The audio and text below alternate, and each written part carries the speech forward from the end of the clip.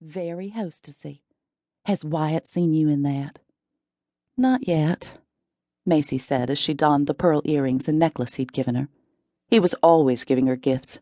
Pearls, an iPhone, a boat. "Best make sure he doesn't see you until after the luncheon. He's likely to tear it right off your body." "LaRue," Macy said with a laugh. "What?" LaRue asked innocently. "It's no secret that every time that man looks at you, his eyes get as shiny as new pennies." "Well, he's not invited. It's ladies only. Rich ladies, and as we both know, that's not his type," Macy said, pointing at herself and making LaRue laugh. "Besides, he's in San Antonio for a couple of days." Satisfied with her appearance, Macy walked outside to check on everything once more. Ernesto, LaRue's handyman, was out front sweeping the flagstone porch. "If you see a bunch of women in fancy hats, send them on around, will you?" she asked, indicating the walkway around the side of the house. "Gracias." Macy followed the path around the corner of the house.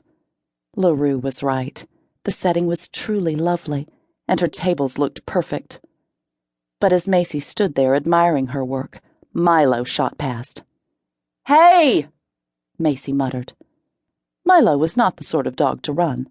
Generally, he was much happier lying in the shade.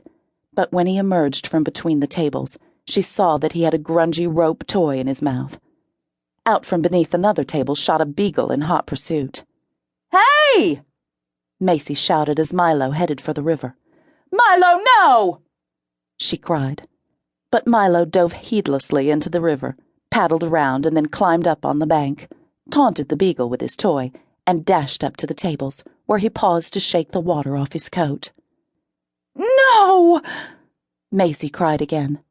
The beagle barked, and Milo was off again. "Macy Clark." Startled by the sound of a male voice, Macy whirled around and came face to face with an army officer in full dress uniform. Her heart skipped a beat. What was he doing here? Finn was dead. Dead for 3 long, miserable years.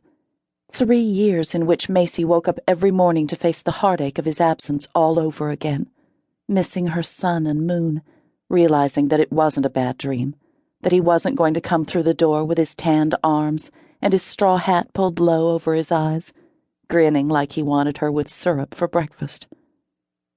"Beg your pardon, ma'am. I am Lieutenant Colonel Dan Freeman with the United States Army," he said. The bags under his eyes made him look like a sad old hound dog. "I need to speak with you, please." "Me?" she asked as Milo and the beagle dashed in between them. "Is it the fundraiser?" she said, thinking wildly that perhaps the army didn't approve. "It's the fundraiser, isn't it?" "The fundraiser?" "Project Lifeline," she said. "My friend Samantha and we wanted to help the families of fallen soldiers because they really need more than just the death gratuity. Not that the gratuity isn't generous, it is, but there is all this emotional stuff that money can't fix. So we started Project Lifeline. That's okay, isn't it? Surely that's okay." What was she saying? She didn't need the army's permission. Macy was rambling, which wasn't like her at all, but there was something about the officer's demeanor, his blank look, that made her anxious. "You've never heard of us, have you?" He shook his head. "No, ma'am." Macy swallowed down a very bad feeling. A barking dog and the sound of a car's wheels crunching on the gravel drive in front filtered into her consciousness. Someone shouted, "Bad dog!" "What is it?" Macy asked softly. "What has happened?" "Would you like to sit down?" he asked. Now Macy's belly swooned. "Sir, I am about to host a fundraiser." "It can't wait, ma'am," he said, and smiled. "Maybe we can sit at one of those tables." "How did you find me?"